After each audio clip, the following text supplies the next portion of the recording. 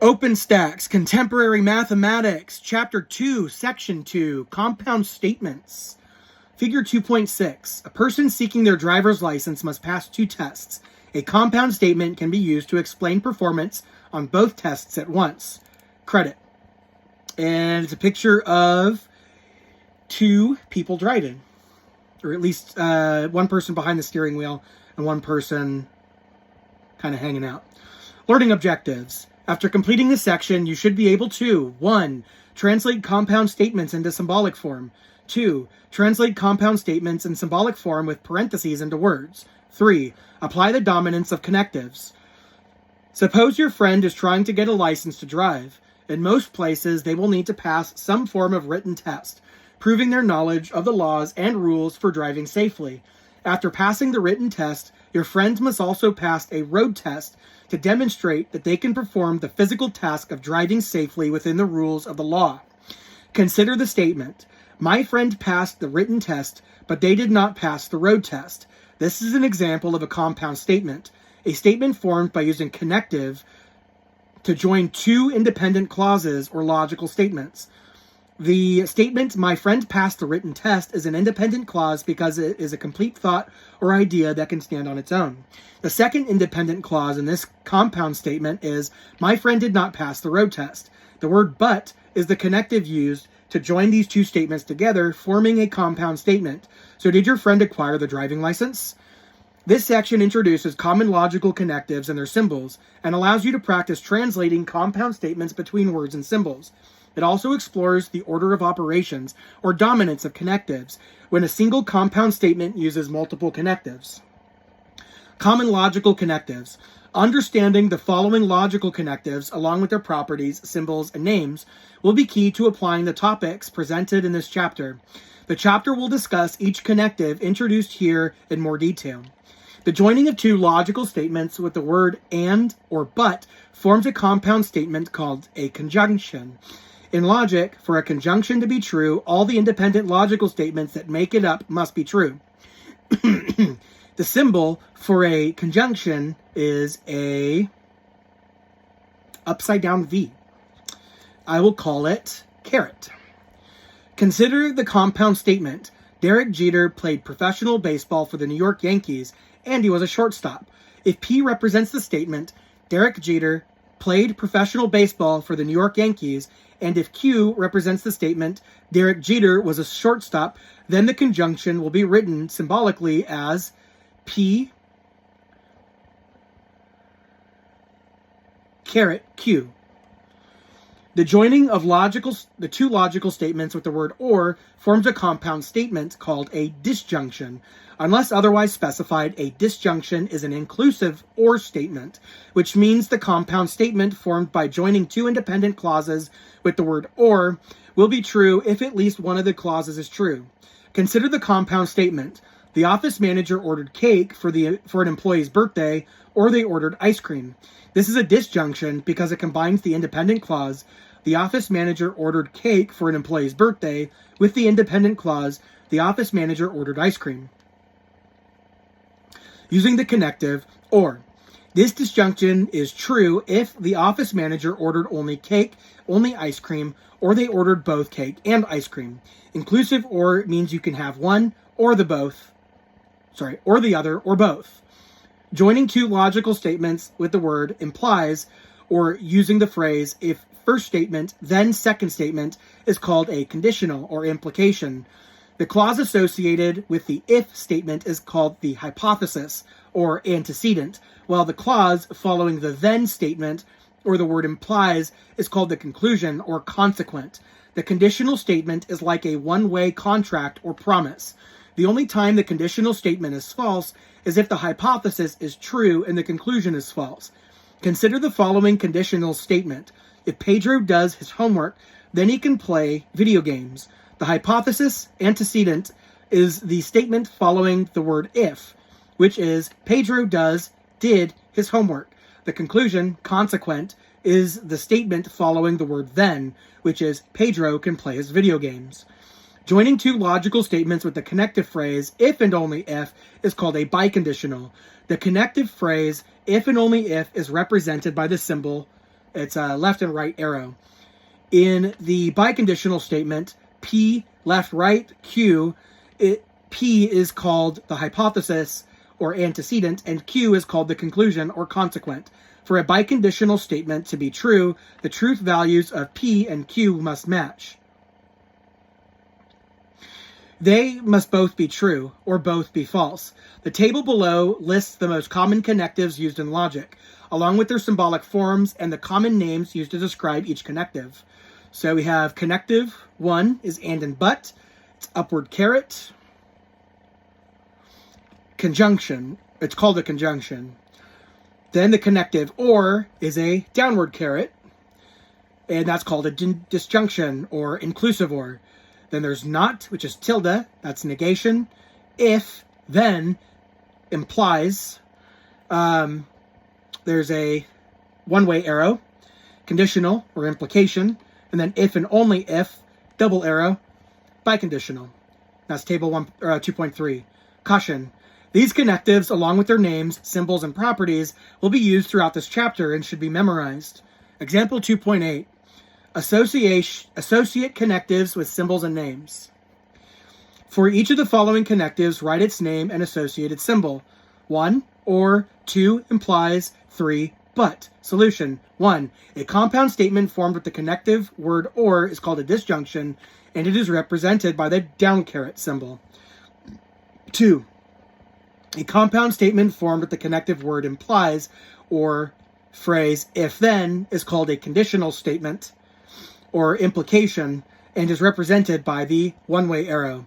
A compound statement formed by the connective words but or and is called a conjunction and it is represented by the up caret symbol. Your turn 2.8. For each connective, write its name and associated symbol. 1, not, 2, and 3, if and only if. Translating compound statements to symbolic form. To translate a compound statement into symbolic form, we take the following steps. 1. Identify and label all independent affirmative logical statements with a lowercase letter such as P, Q, or R. 2. Identify and label any negative logical statements with a lowercase letter preceded by the negation symbol such as tilde P, tilde Q, or tilde R. 3. Replace the connective words with the symbols that represent them, such as up caret, down caret, one-way arrow, or double arrow. Consider the previous example of your friend trying to get their driver's license. Your friend passed the written test, but they did not pass the road test. Let P be the statement, my friend passed the written test, and let tilde Q represent the statement, my friend did not pass the road test. Because the connective but is logically equivalent to the word and, the symbol for but is the same as the symbol for and. Replace but with the symbol up caret. The compound statement is symbolically written as P up caret tilde Q. My friend passed the written test, but they did not pass the road test. Caution. When translating English statements into symbolic form, do not assume that every connective and means you are dealing with a compound statement. The statement, the stripes on the U.S. flag are red and white, is a simple statement. The word white doesn't represent a complete thought, so it is not an independent clause and does not get its own symbol. This statement should be represented by a single letter such as S. The stripes on the U.S. flag are red and white. Example 2.9. Translating compound statements into symbolic form. Let P represent the statement, it is a warm sunny day, and let Q represent the statement, the family will go to the beach. Write the symbolic form for each of the following compound statements. 1. If it is a warm sunny day, then the family will go to the beach. 2. The family will go to the beach, and it is a warm sunny day. 3. The family will not go to the beach if and only if it is not a warm and sunny day. 4. The family will not go to the beach, or it is a warm sunny day. Typo there. Solution. Replace it is a warm sunny day with P. Replace the family will go to the beach with Q. Next,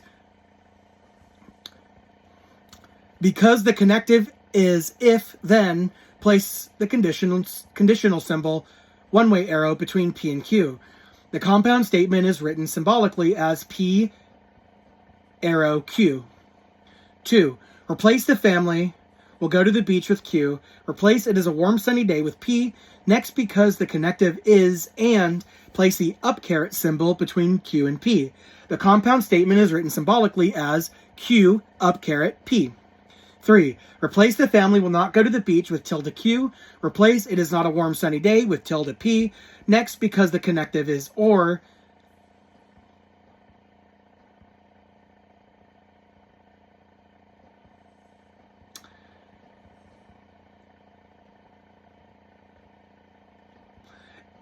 Nope, it's not or. It's if and only if. They screwed up there.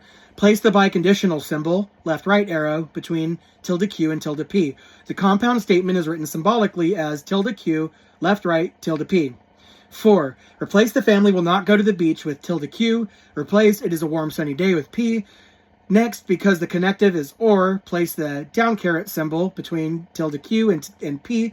The compound statement is written symbolically as tilde Q, down caret P. Your turn 2.9.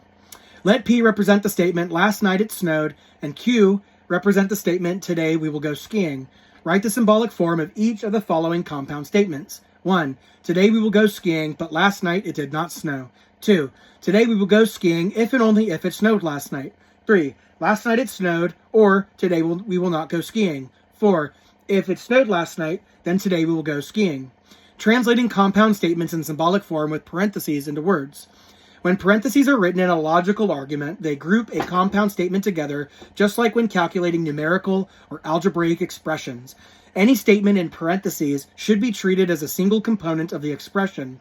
If multiple parentheses are present, work with the innermost parentheses first. Consider your friend struggles to get their license to drive. Let P represent the statement, my friend passed the written test. Let Q represent the statement, my friend passed the road test. And let R represent the statement, my friend received a driver's license. The statement, parentheses, P up Q, close, right R, can be translated into words as follows. The statement P up Q is grouped together to form the hypothesis of the conditional statement, and R is the conclusion. The conditional statement has the form, if P up Q, then R. Therefore, the written form of this statement is, if my friend passed the written test and they passed the road test, then my friend received a driver's license. Sometimes a compound statement within parentheses may need to be negated as a group. To accomplish this, add the phrase, it is not the case that, before the translation of the phrase in parentheses. For example, using P, Q, and R of your friend obtaining a license, let's translate the statement, tilde, parentheses, P up Q, close, right, tilde R, into words. In this case, the hypothesis of the conditional statement is tilde, parentheses, P up Q, close, and the conclusion is tilde R. To negate the hypothesis, add the phrase, it is not the case, before translating what is in parentheses. The translation of the hypothesis is the sentence, it is not the case that my friend passed the written test and they passed the road test. And the translation of the conclusion is, my friend did not receive a driver's license. So a translation of the complete conditional statement, tilde, parentheses, P up Q, close, right, tilde R is, if it is not the case that my friend passed the written test and the road test, then my friend did not receive a driver's license. Caution. It is acceptable to interchange proper names with pronouns and remove repeated phrases to make the written statement more readable, as long as the meaning of the logical statement is not changed. Video. Logic Part 1b. Compound statements, connectives, and symbols. Example 210. Translating compound statements in symbolic form with parentheses into words. Let P represent the statement, my child finished their homework. Let Q represent the statement, my child cleaned her room. Let R represent the statement, my child played video games. And let S represent the statement, my child streamed a movie. Translate each of the following symbolic statements into words. 1. Tilde, parentheses, P up Q, close. 2. Parentheses, P up Q, close, right, parentheses, R down S, close. 3. Tilde, parentheses, R down S, close, left, right, tilde, parentheses, P up Q, close. Solution. 1. Replace tilde with it is not the case and up with and. One possible translation is, it is not the case that my child finished their homework and clean their room. 2. The hypothesis of the conditional statement is, my child finished their homework and cleaned their room. The conclusion of the conditional statement is, my child played video games or streamed a movie. One possible translation of the entire statement is, if my child finished their homework and cleaned their room, then they played video games or streamed a movie. 3. The hypothesis of the biconditional statement is tilde, parentheses, R down S, close, and is written in words as, it is not the case that my child played video games or streamed a movie. The conclusion of the biconditional statement is tilde, parentheses, P up Q, close, which translates to, it is not the case that my child finished their homework and cleaned their room. Because the biconditional left-right translates to if and only if, one possible translation of the statement is, it is not the case that my child played video games or streamed a movie, if and only if, it is not the case that my child finished their homework and cleaned their room. Your turn 2.10. Let P represent the statement, my roommates ordered pizza. Let Q represent the statement, I ordered wings. And let R be the statement, our friends came over to watch the game. Translate the following statements into words. 1. Tilde R, right, parentheses, P down Q, close. 2. Parentheses, P up Q, close, right R. 3. Tilde, parentheses, P down R, close. The dominance of connectives. The order of operations for working with algebraic and arithmetic expressions provides a set of rules that allow consistent results. For example, if you were presented with the problem 1 plus 3 times 2, and you were not familiar with the order of operation, you might assume that you calculate the problem from left to right. If you did so, you would add 1 and 3 to get 4, and then multiply this answer by 2 to get 8, resulting in an incorrect answer. Try inputting this expression into a scientific calculator. If you do, the calculator should result or return a value of 7, not 8. Scientific calculator. The order of operations for algebraic and arithmetic operations states that all multiplication must be applied prior to addition. Parentheses are used to indicate which operation, addition or multiplication, should be done first. Adding parentheses can change and or clarify the order. The parentheses in the expression 1 plus parentheses 3 times 2, close, indicates that 3 should be multiplied by 2 to get 6, and then 1 should be added to get 6 to get 7. 1 plus parentheses 3 times 2, close, equals 7. As with algebraic expressions, there is a set of rules that must be applied to compound logical statements in order to evaluate them with consistent results. This set of rules is called the dominance of connectives. When evaluating compound logical statements, connectives are evaluated from least dominant to most dominant as follows. 1. Parentheses are the least dominant connective, so any expression inside parentheses must be evaluated first. Add as many parentheses as needed to any statement to specify the order to evaluate each connective. 2. Next we evaluate negations. 3. Then we evaluate conjunctions and disjunctions from left to right because they have equal dominance. 4. After evaluating all conjunctions and disjunctions, we evaluate conditionals. 5. Lastly, we evaluate the most dominant connective, the biconditional. If a statement includes multiple connectives of equal dominance, then we will evaluate them from left to right. See Figure 2.7 for a visual breakdown of the dominance of connectives. So we have the dominance, least dominant to most dominant, connective, parentheses, negation, disjunction or conjunction, conditional, biconditional. So we have the symbols for those, and then we evaluate the least dominant first, and then left to right or add parentheses to specify order because or and have equal dominance, and then last is the biconditional. Let's revisit your friend's struggles to get their driver's license. Let P represent the statement, my friend passed the written test. Let Q represent the statement, my friend passed the road test. And let R represent the statement, my friend received a driver's license.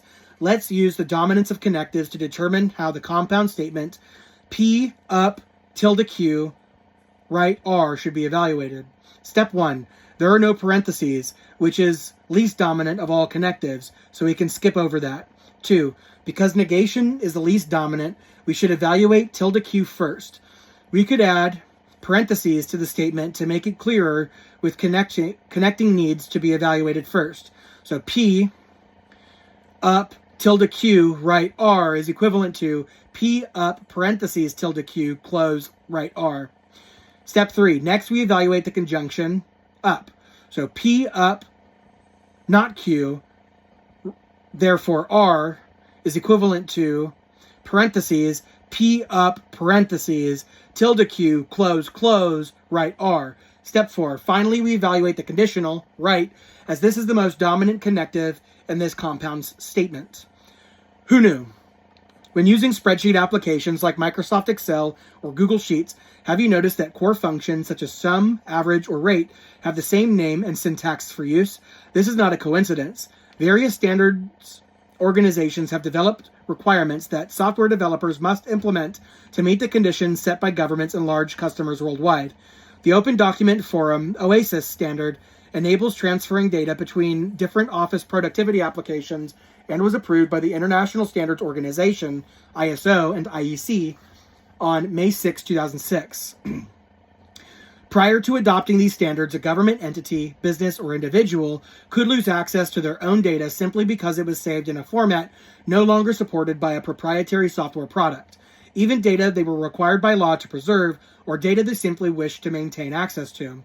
Just as rules for applying the dominance of connectives help maintain understanding and consistency when writing and interpreting compound logical statements and arguments, the standards adopted for database software maintain global integrity and accessibility across platforms and user bases.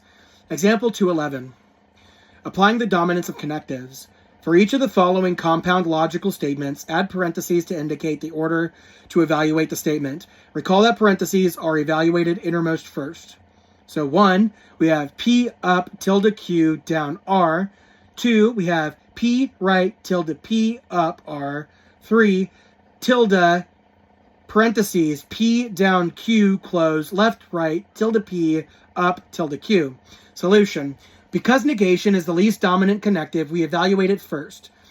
P up parentheses tilde Q close down R. Because conjunction and disjunction have the same dominance, we evaluate them left to right. So we evaluate the conjunction next, as indicated by the additional set of parentheses. So parentheses P up parentheses tilde Q close down R.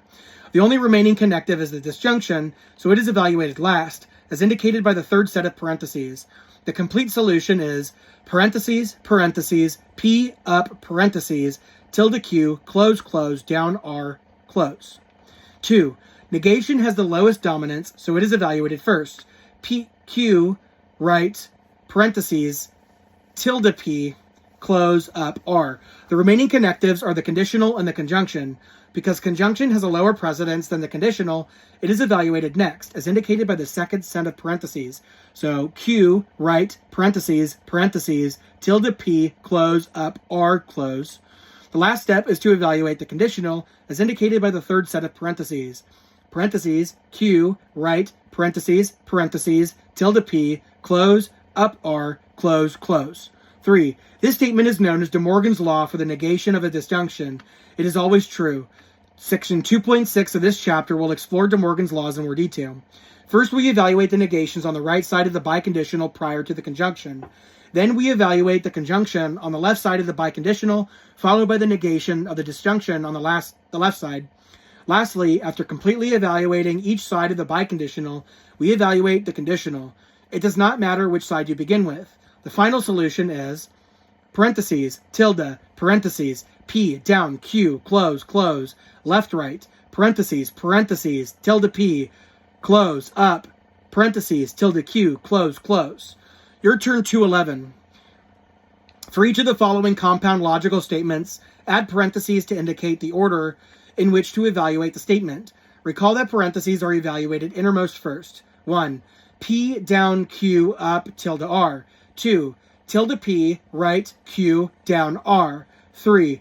Tilde P, down, tilde Q, left, right, tilde, parentheses, P up, Q, close. Work it out.